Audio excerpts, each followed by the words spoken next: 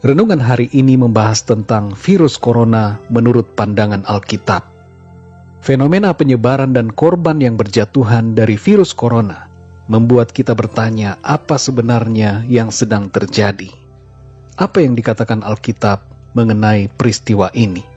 Saudara yang dikasihi Tuhan, kita semua saat ini sedang hidup dalam periode akhir zaman. Tanda utama dari akhir zaman adalah kedatangan Tuhan Yesus Kristus yang kedua kali dari surga ke bumi. Tapi sebelum kedatangan Kristus yang kedua kali, ada tanda-tanda lain yang akan muncul dan terjadi di atas bumi.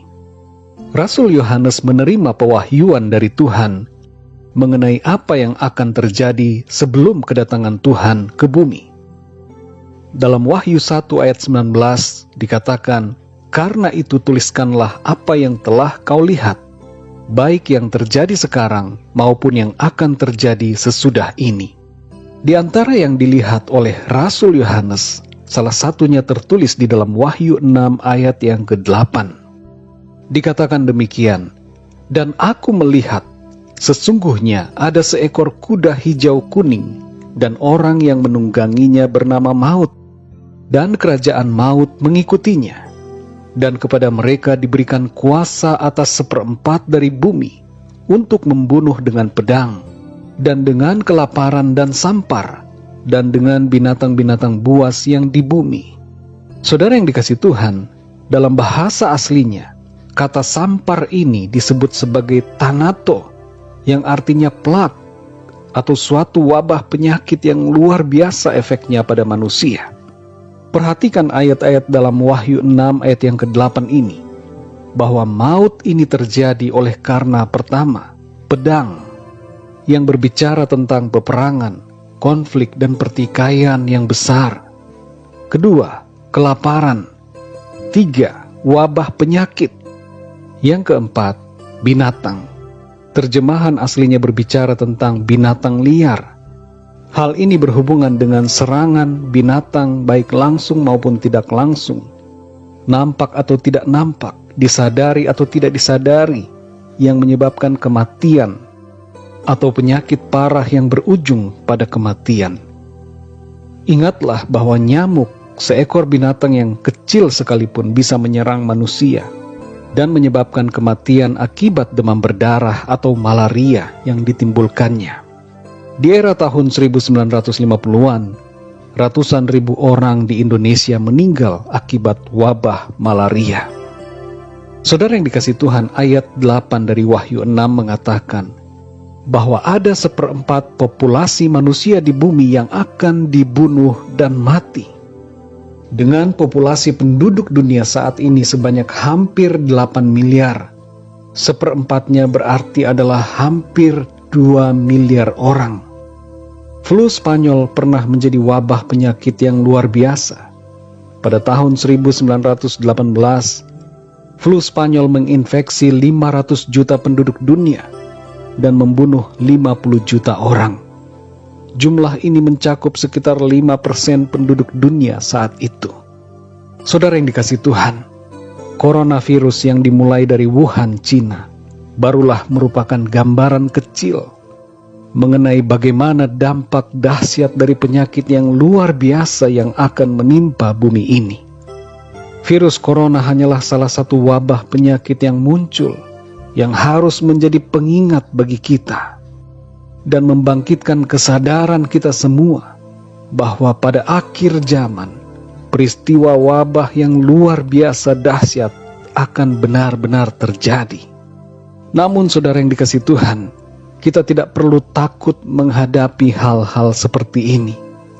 Kita hanya perlu mendekat kepada Tuhan, hidup dalam kesetiaan dan ketekunan iman. Persiapkanlah diri kita dalam menghadapi kedatangan Tuhan Yesus dengan cara hidup dalam kebenaran, kekudusan, dan kesetiaan. Pertahankan iman selalu kepada Tuhan. Sekali lagi saudara, Tuhan menghendaki agar kita tidak takut menghadapi berbagai situasi apapun di akhir zaman. Sebab ada perlindungan dari Tuhan. Ada jalan keluar dari Tuhan.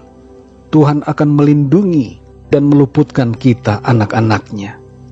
Dalam Wahyu 12 ayat 14 tertulis mengenai pemeliharaan Tuhan atas orang-orang percaya untuk meluputkan dari masa kesukaran besar selama 3,5 tahun. Ini menunjukkan bahwa Tuhan mengasihi dan mau melindungi umatnya. Perlindungan ilahi diberikan Tuhan kepada orang-orang yang mau bertobat dan tinggal di dalam kebenarannya. Dalam Mazmur 91 ayat 7-11 tertulis, "Walau 1.000 orang rebah di sisimu dan 10.000 di sebelah kananmu, tetapi itu tidak akan menimpamu." Janji Tuhan adalah memelihara dan meluputkan kita semua, saudara. Dan ingatlah, sadarilah bahwa Tuhan menyertai kita sampai akhir zaman. Dalam Matius 28 ayat 20 Tuhan Yesus berkata, "Dan ajarlah mereka melakukan segala sesuatu yang telah kuperintahkan kepadamu. Dan ketahuilah, Aku menyertai kamu senantiasa sampai kepada akhir zaman." Saudara yang dikasihi Tuhan, kita hidup oleh iman, bukan ketakutan.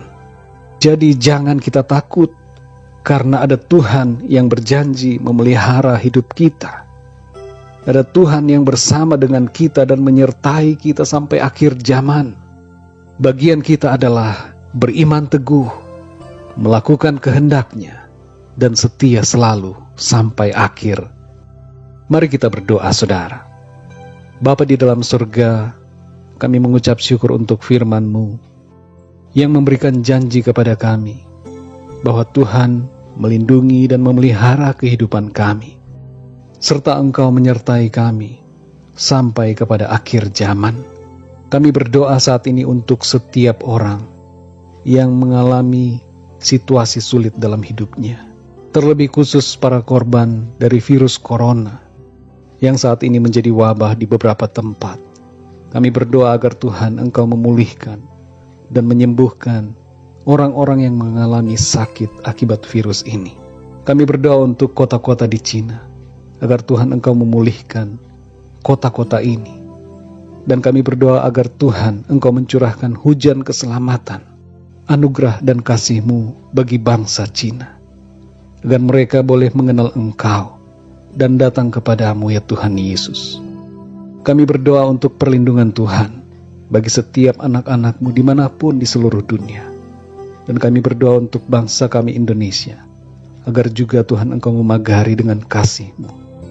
Curahkanlah anugerah keselamatan bagi bangsa kami, sehingga bangsa kami boleh datang kepadamu Tuhan, mengenal Engkau dan percaya bahwa Engkaulah Tuhan Yesus, Juru Selamat, yang menebus dan memberikan kehidupan yang kekal. Terima kasih Tuhan. Pimpinlah hidup kami agar kami selalu setia, percaya kepadamu, dan senantiasa hidup dalam iman, tidak takut dalam menghadapi situasi apapun. Sebab Engkau Tuhan ada bersama dengan kami, menyertai hidup kami, memelihara dan melindungi kami, serta memberkati kami semua. Terima kasih Tuhan. Di dalam nama Tuhan Yesus Kristus kami berdoa dan mengucap syukur. Haleluya. Amin.